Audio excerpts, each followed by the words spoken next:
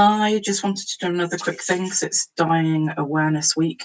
So some of the things I went through when my dad was dying and then afterwards is stuff that actually until it happens you don't really know about the stuff that you have to do after someone's died. So I'm pretty organised and love spreadsheets, so I had quite a few things sort of listed in a spreadsheet about things that we needed to make sure we'd done and then to tick off the things that we had done. Mostly around money stuff, but even things like going to get the death certificate and getting extra copies because lots of financial institutes need those.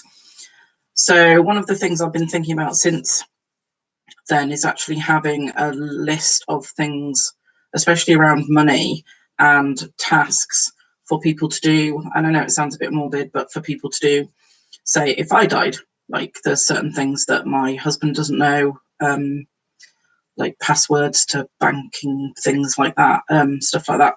So it sounds a bit morbid, but and then silly little things like it's all right for my kids, for example, but when my dad was dying, I desperately wanted to record his voice because I wanted to have a recording of his voice.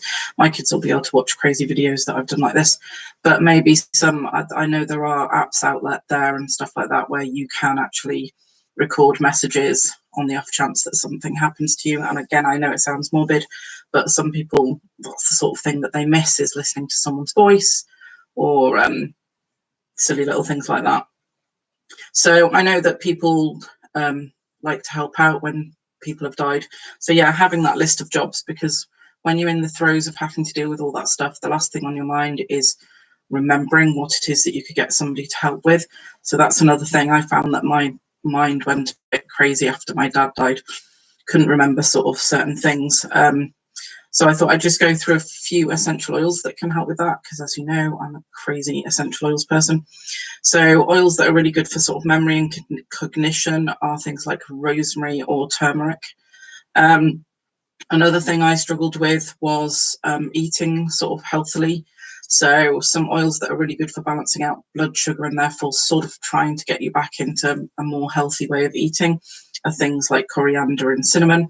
And then this is not always something that happens to me, but I do know if I'm pretty stressed, the sort of appetite goes. So I always know if things are going wrong, because I absolutely love food. So if things are going wrong, then food is something that I will really struggle with. So cardamom, cilantro and coriander. So that's another good one. Coriander's in there twice, so it helps with leveling out blood sugar and appetite.